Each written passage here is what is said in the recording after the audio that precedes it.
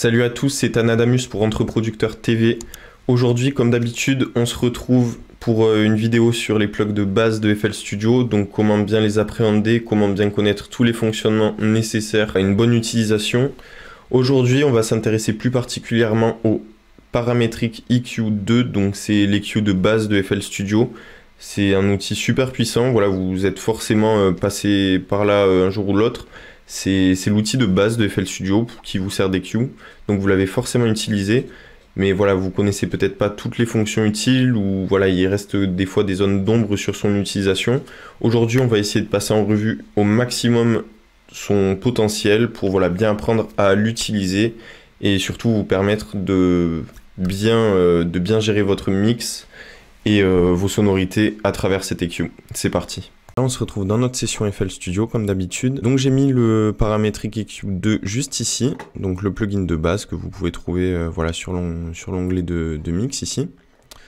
Auparavant, voilà, il y avait le paramétrique EQ1, donc qui était beaucoup moins complexe, on va dire, qui est celui-ci. Et là, en fait, vous pouvez voir que le paramétrique EQ, en fait, l'évolution de celui-ci. Là, si je mets le paramétrique EQ1 juste en dessous, là, comme ceci, vous pouvez voir que ça correspond à peu près à l'onglet de droite du paramétrique EQ2. Ce qui a été fait depuis le 1, en fait, ça a été toute l'interface graphique ici. Donc, si vous voulez, en fait, ça va être un outil qui va permettre de modifier les fréquences sonores, mais avec une vue graphique. Toutes les fréquences sonores sont retranscrites pour qu'on puisse voir comment elles évoluent et comment elles sonnent directement en fait de manière graphique. Donc là par exemple si je mets play, je vais avancer un petit peu dans la prod.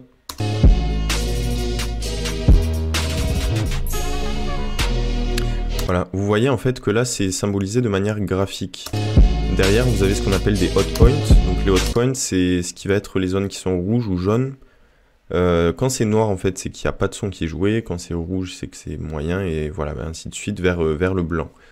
Donc là mes hot points en fait ça va être les zones les plus blanches comme vous pouvez voir là dans les aigus et la basse qui est juste ici. Donc notre EQ en fait il va être divisé en plages de fréquences, 7 plus exactement. Vous pouvez voir là-haut que vous avez voilà, les notes de piano un petit peu pour vous représenter. Alors là je vais par exemple hop, je vais vous mettre un piano roll pour que vous compreniez. On va aller juste dans le FL Keys et tout simplement, voilà, je vais mettre une note en C0, C1, C2, C3. Hop, je copie, je duplique. Et voilà, et là, vous allez voir que quand je vais jouer, tout simplement, ces notes de piano,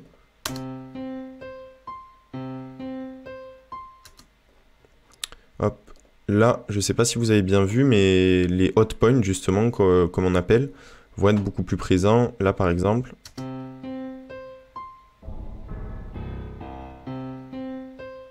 Voilà. Donc là, par exemple, avec une note de piano, le plus gros hot point, si je joue une note en C3, par exemple, le plus gros hot point va être ici, et ainsi de suite. Là, vous les voyez. Alors forcément, ça ne va pas être simplement sur la note, parce que vous avez toujours... vous avez des fréquences par-dessus, enfin voilà, si vous rajoutez de la distorsion, des choses comme ça, votre fréquence va être beaucoup plus large. Donc vous allez avoir une zone beaucoup plus large qui est jouée. Mais globalement, vous pouvez visualiser à peu près sur quelle fréquence vous êtes. Donc voilà, ça c'était juste pour l'exemple du piano roll. Donc là, si vous voulez, sur l'EQ, vous allez pouvoir corriger ce son. Donc globalement, ça part de 20, enfin oui c'est ça, de 20 Hz ici, jusqu'à 10 000 Hz. Ça va être tout ce qui est la plage audible, donc ce que nous, voilà, en tant qu'humains, on peut entendre. Cette petite ligne ici, ça va être la ligne enfin, voilà, de modification, entre guillemets. Quand vous la baissez, ça va soustraire, ça va diminuer ces fréquences, et quand vous l'augmentez, ça va les augmenter, tout simplement. Si vous voulez, là par exemple, si je joue la prod, hop. Voilà, vous voyez qu'elle joue quasiment sur tout le spectre, parce que ça, si vous prenez un sample ou juste un bruit de piano, ça va être plus localisé. Là, c'est une prod entière, donc ça va être sur tout le spectre. Si vous voulez, par exemple, faire des cuts, tout simplement couper une fréquence, vous avez ces petits boutons ici, il y en a 7. Par exemple, admettons que j'ai envie de couper les basses. Alors sur ça, je vais pouvoir simplement prendre le potard ici et le baisser.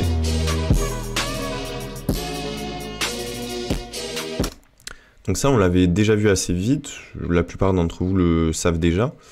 Mais voilà, c'est très graphique, hein. Si je le baisse, ça baisse les fréquences jouées, si je le monte, ça les augmente tout simplement.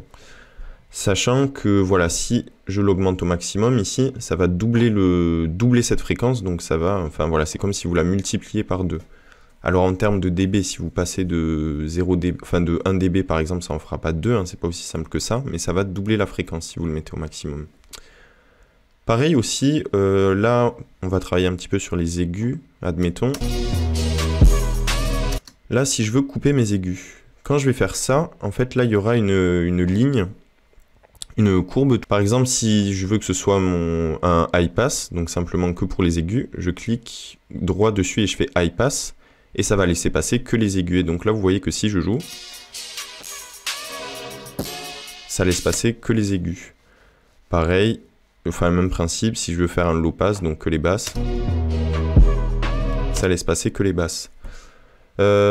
Cette ligne, vous pouvez aussi la rendre un petit peu plus abrupte ou la lisser. Si par exemple je veux couper tous mes aigus, je vais aller dessus et je vais avec la molette de la souris la baisser, et donc ça va faire une ligne beaucoup plus abrupte que je pourrais baisser en fait par la suite. Alors là je me suis mis en... voilà. Donc là, hop, je vais baisser la molette de la souris et ça me fera en fait une ligne beaucoup plus abrupte si je veux couper une fréquence en particulier. Là par exemple si je veux passer mes basses, enfin couper mes basses, hop, je baisse la molette et voilà, et mes basses vont être coupées directement. Si je veux faire des corrections un petit peu plus douces entre guillemets, par exemple je veux qu'il y ait un petit peu plus de médium, j'ai juste à aller dessus et à faire la molette vers le haut. Et dans ce cas-là, en fait, ça va faire une correction plus douce, donc plus sur une zone.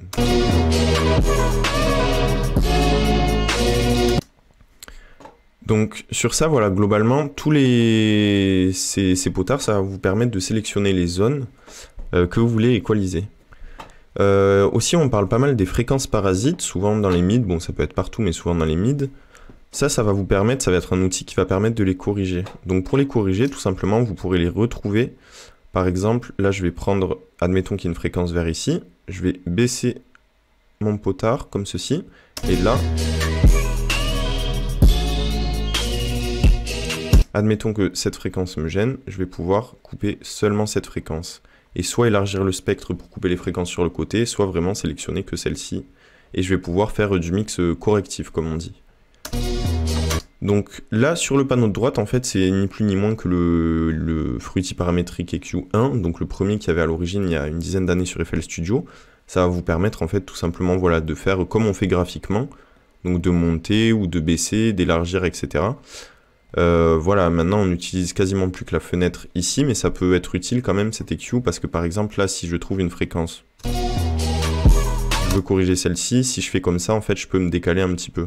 Et si j'ai pas envie de, voilà, de me calquer sur les hertz que je vois marqués ici, etc., que j'ai pas envie de me compliquer la vie, je vais ici, je trouve la fréquence, et hop, et je l'annule comme ceci, enfin je la baisse comme ceci. Là, au niveau des boutons, globalement, voilà, vous pouvez voir un petit peu là de base, vous allez voir donc, ce qui rentre et ce qui sort, mais je peux choisir par exemple de voir seulement ce qui va rentrer dedans. Donc là, même si j'applique une correction, hop, je vais me remettre sur le preset défaut.